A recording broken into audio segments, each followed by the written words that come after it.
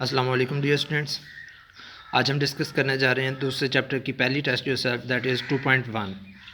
First question है इसका, do you know any element having no neutrons in its atoms, कि क्या आप किसी ऐसे एलिमेंट के बारे में जानते हैं कि जिसके एटम्स में कोई भी न्यूट्रॉन मौजूद ना हो। इलेक्ट्रॉन, प्रोटॉन और न्यूट्रॉन जो है इनको हम पढ़ चुके हैं और पिछले चैप्टर में हमने चैप्टर नंबर 1 में आइसोटोप्स का कॉन्सेप्ट जो है उसे भी डिस्कस किया। आइसोटोप्स के कॉन्सेप्ट में हमने देखा कि किसी भी एटम का एटॉमिक मास जो है वो डिफरेंट हो सकता है उसके एटॉमिक नंबर से, और इसका एटॉमिक मास जो है ये डिफरेंट इसलिए होता है कि इसमें नंबर ऑफ़ न्यूट्रॉन्स डिफरेंट होते हैं। तो हमने उसी टॉपिक में हाइड्रोजन के आइसोटोप्स को भी डिस्कस किया कि हाइड्रोजन के 3 आइसोटोप्स हैं। पहला आइसोटोप जो है दैट इज़ प्रोटियम, दूसरा ड्यूट्रियम और तीसरा ट्रिटियम। तो पहला आइसोटोप जो है उसे H1 कहते हैं क्योंकि उसके न्यूक्लियस में सिर्फ और सिर्फ एक प्रोटॉन पाया जाता है, उसमें कोई न्यूट्रॉन नहीं है। तो वही एक एटम है जिसमें कोई न्यूट्रॉन मौजूद नहीं है। तो हम इसका जवाब लिखेंगे yes, there is an atom having no neutrons in its nucleus and that is protium, और आगे ब्रैकेट में लिख देंगे the isotope of hydrogen atom.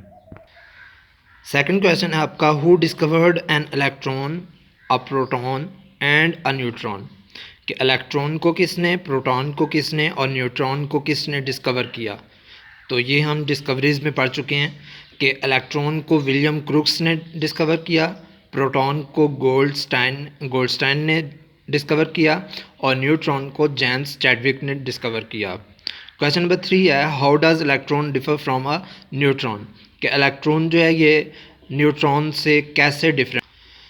तो इन दोनों की दो प्रॉपर्टीज़ आप लिख देंगे कि electron is negatively charge, electrons are revolving around the nucleus, और दूसरा न्यूट्रॉन जो है उसके बारे में लिख देंगे कि neutron is neutral, neutrons are present in the nucleus of an atom. Question number 4 है हमारे पास, explain how are canal rays formed from the gas present in the discharge tube, कि किस तरह से कैथोड रेज को किसी भी डिस्चार्ज ट्यूब के अंदर मौजूद गैस से पैदा किया जाता है। तो इसका सिंपल सा आंसर हमारे पास है कि एनोड रेज जो हैं ये उस वक्त प्रोड्यूस होती हैं किसी भी गैस डिस्चार्ज ट्यूब के अंदर कि जब कैथोड रेज के साथ कैथोड रेज जो हैं वो टकराती हैं, जो बची हुई गैस होती है डिस्चार्ज ट्यूब के अंदर उसके रेजिड्यू के साथ जब इन दोनों की कोलिजन होती है तो इसके नतीजे में एनोड रेज यानी कि कैनल रेज जो हैं वो प्रोड्यूस होती हैं। तो इसका आंसर लिखेंगे आप, anode rays are produced in the gas discharge tube due to the collision of cathode rays with the residual gas present in the discharge tube.